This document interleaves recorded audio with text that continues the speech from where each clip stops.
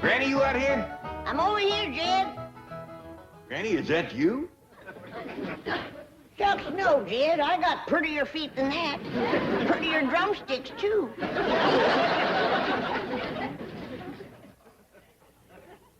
Well, them is them fancy towels Mr. Drysdale give us. Yeah, he says they're beach towels, but we use them right here. Granny, we got company coming, and I reckon you'd like to get some victuals going. Who's coming? Well, one of them rich, high society Beverly Hills fellows named of Armstrong Dueser McHugh III. The third what? Third Armstrong Dueser McHugh, I reckon. You mean to tell me that them McHughes named all three of their young'uns the same name? I reckon that's it. Well, it's none of my business. But dogged if I can see where Armstrong Dueser is such a good name. Yeah, kind of confusing, too. I reckon that's why they call him first, second, and third. How'll this feller get acquainted with us? Well, he ain't yet. Jethro invited him over here to meet us, but between you and me, I think it's Ellie Mae he wants to meet. Yeah, Jethro's always bragging about his pretty cousin. I told her there's a fella coming over to meet her, and she promised to put on her prettiest dress. Well, when that Armstrong Dueser gets a look at Ellie, he's gonna forget what number he is. Huh? Over here, Ellie. Ellie Mae Clampett, there is a fella coming to see you. Well, what's wrong, Pa? I put on my prettiest dress. Ellie Mae, look at your feet. Ain't got no shoes on. Well, I'll go put them on. Come back, Ellie Mae. I just can't think of no quicker way to kill a romance than to meet a feller toting a skunk in yard.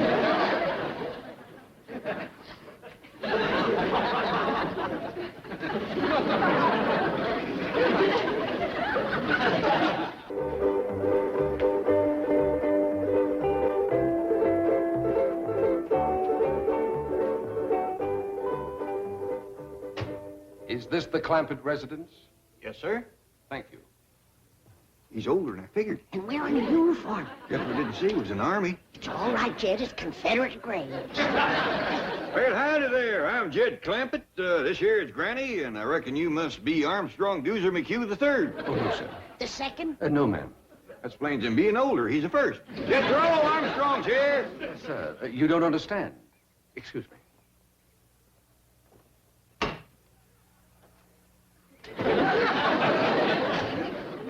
Mr. Clampett, I am Armstrong Dueser McHugh III.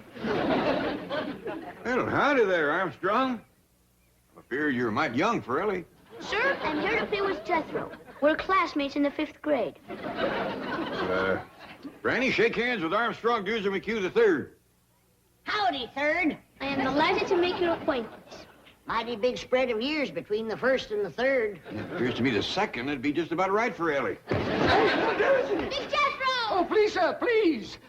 Master Armstrong is very delicate. Jethro won't hurt me. He's my friend.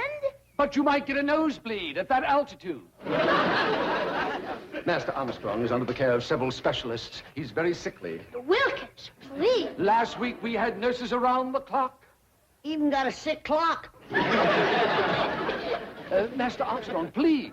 You're not to get excited. Would you like a tranquilizer? No. Come on, everybody. Let's go in the house. I got some victuals cooking. One moment, please. I must go in the house before Master Armstrong.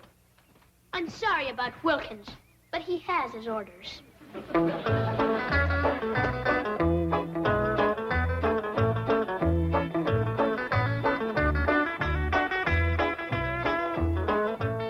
What in the Sam Hill are you doing?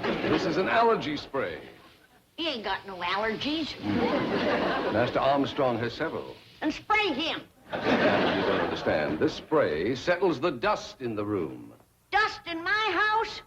Why, if you weren't wearing the uniform that I dearly love, I'd ram this down your throat and reach in and push the button. Granny, calm down. Well, I just mopped and cleaned in here just this morning. Madam, the air is filled with minute particles invisible to the naked eye. I don't see them. Hope you brought your swimsuit, little Duesy. We got a dandy big cement pond here. Oh, I'm afraid I don't know how to swim. Oh, Jethro will learn you. Oh, no, no. Master Armstrong's not allowed in the water. No wonder he's got all them allergies. A good hot bath with lye soap. That's what he needs. Lye soap? Master Armstrong, I don't think I should leave you here. Please, Wilkins. Well, I'll take your temperature and blood pressure before I go. No, Wilkins, I feel fine. Oh, very well. With whom shall I leave the young master's schedule on rest, diet, medication, and telephone numbers of doctors? Well, if it's anything to do with Doctor and Granny, here's the best. Very well. There you are. Now then, antihistamine pills, tranquilizers, acid pills, anti-acid pills, vitamins, iron, liver, yeast extract, antibiotics. Open up, Master Armstrong. It's time for your throat spray.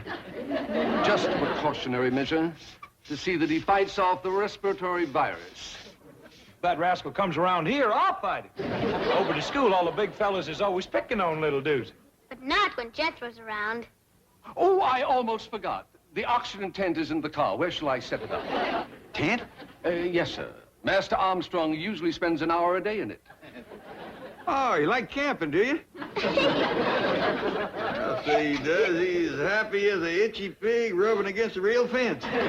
Speaking of pigs, I got some hog jowl stewing and a possum pie in the oven for this little feller's lunch. Come on. Hog jowls, possum pie. Do you intend to feed those things to Master Armstrong? Why, don't he eat that good at home? Oh, he has an extremely delicate digestive system. At present, he's on a diet of special Swiss yogurt. We hunted all over Beverly Hills to find it. Jethro, get out your rifle and hunt down one of them Swiss yogurts. Okay, Uncle Jed. Oh, and I'll take little Duesy along to make sure I shoot the right kind. Sure. Reckon Granny will know how to cook it once she sees it. Is it run or fly? Neither. Yogurt is inanimate. It just lies there. Ain't gonna be much sport to shoot, Jethro. That's a fact. Hi, has anybody seen little Charlie? A dog! Go away. Master Armstrong's allergic to all animals. Ellie, Charlie got in the kitchen. Ah! A skunk! Oh, city feller, I wouldn't do that if I was you. He might just return the favor.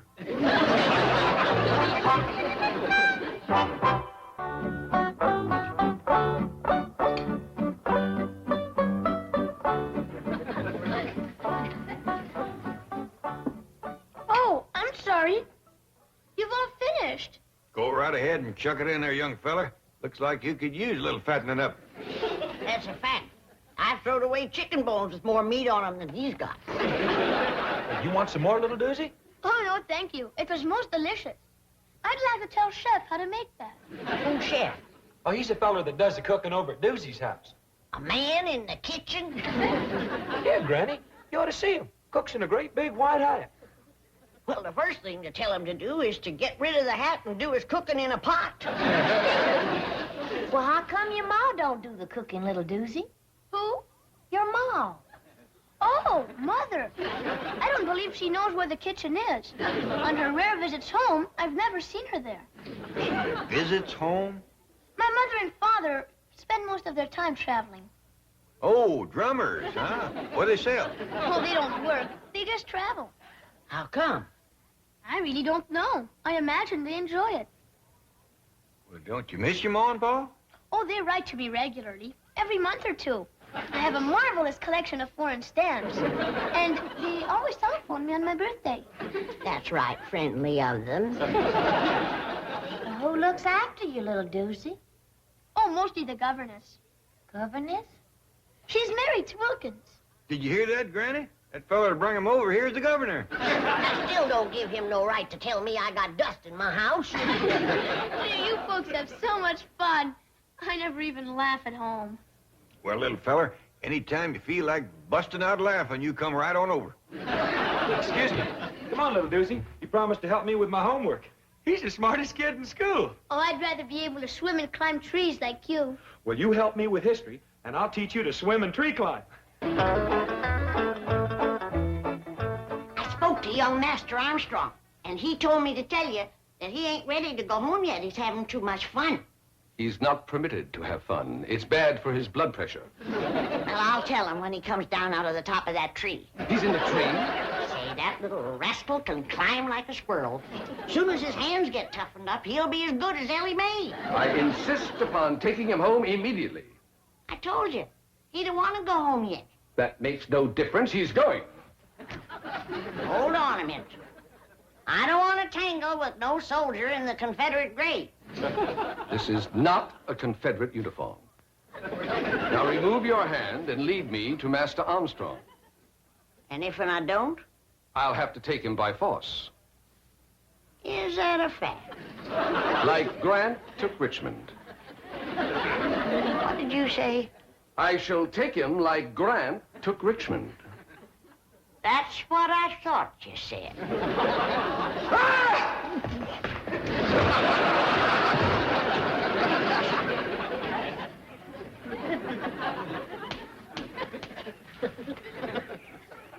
I'll be back. Well, you better bring Grant with you, and his whole army.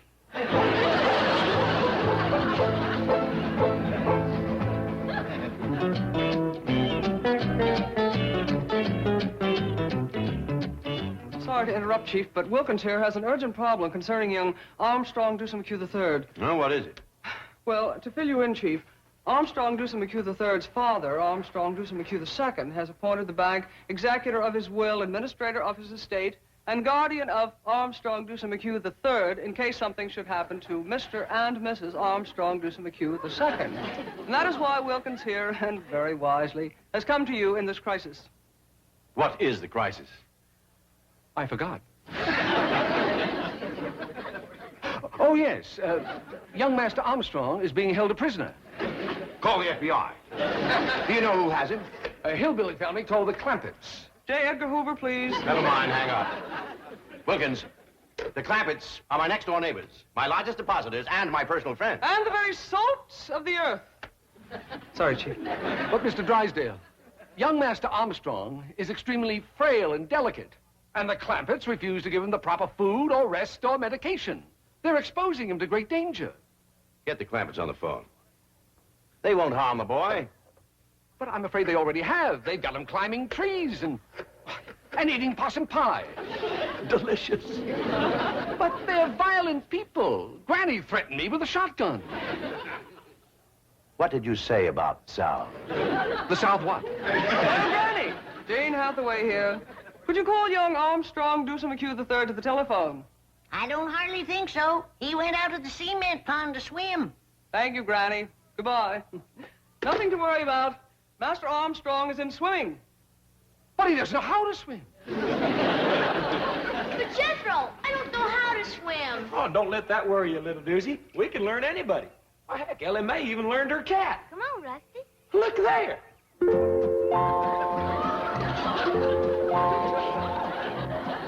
Come on, Rusty. Did you have a good swim?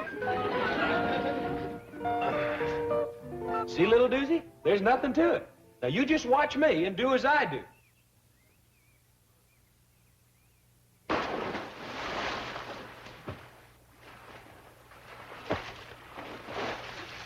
Come on, little Duesy. I'm afraid, Jethro.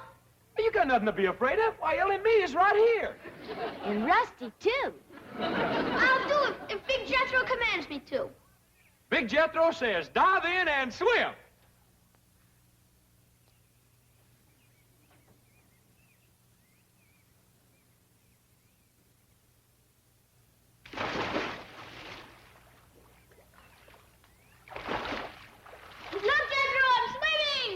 You sure are, little Duesy. You just done swum right out of your swimming suit.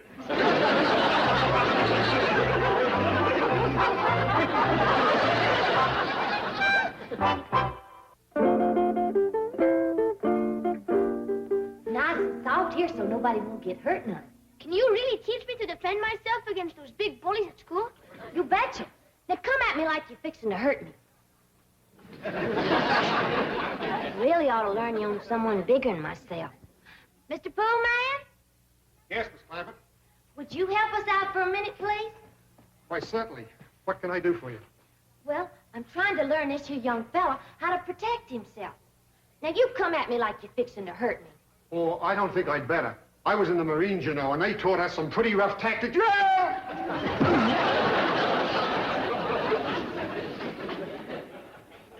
By any chance, were you in the 3rd Battalion?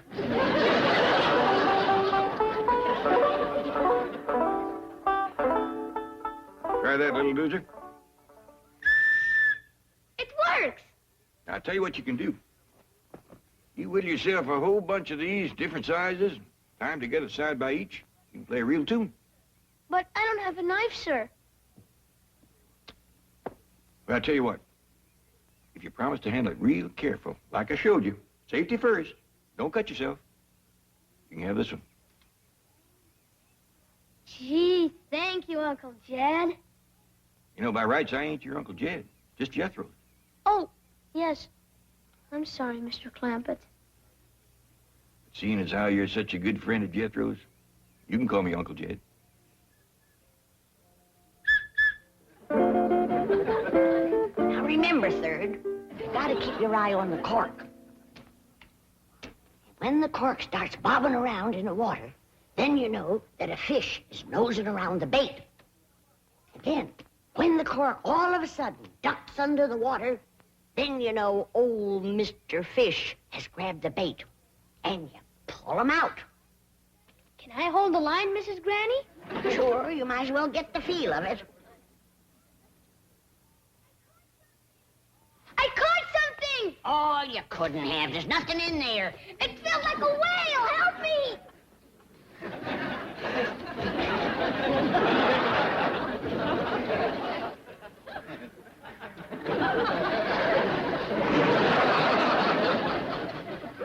I figured I'd let little Lucy see what it was like to catch a big old catfish. You hold it kind of loose this way, you bring your arm back, and just as you let it fly, you give it a little spin. You watch. Perfect ringer, Uncle Jed. Yeah. Now, you try.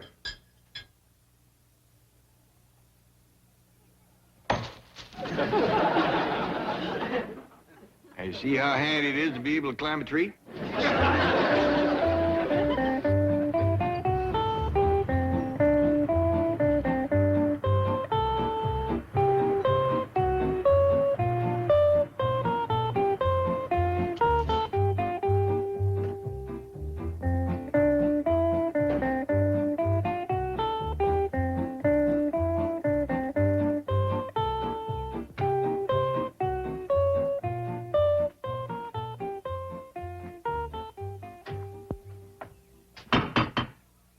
Now, be of good cheer, Wilkins. I am confident that we shall find everything here in possum pot. Apple pie order. Howdy, Mr. Drysdale. Well, Miss Jane, Mr. Wilkins, come on in. Gonna bake a tater pie to give to little Dues. And it'll taste so good his toes will curl up in his shoes. To make a tater pie, it takes a lot of possum fat. I don't think that feller chef can bake it in his hat. Greetings, Granny. Oh, Manny. Thought I told you to secede from these parts. Manny. Madam, I demand to see Master Armstrong immediately. Don't wake him up. He's taking his nap. Yeah, you see, he's getting his rest. Needs it, too. Poor little feller's all tuckered out. Which bedroom is he in? Napping right out there in the sun. The sun! His skin is far too sensitive to be exposed to ultraviolet rays.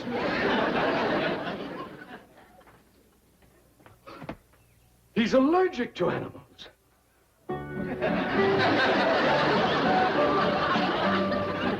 Wilkins, I'm not going home. I feel fine. You're coming home and have an antiseptic bath and then spend an hour in your oxygen tent. Wilkins, I'm not going. Then I'll take you by force. You will.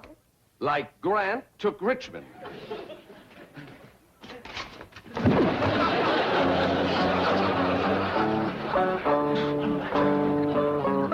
Master Armstrong. I'll call you when I need you.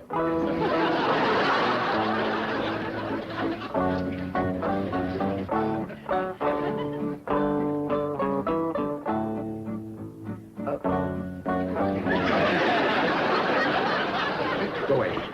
Scat. Scat. Scat. Scat. I wouldn't do that if I was... I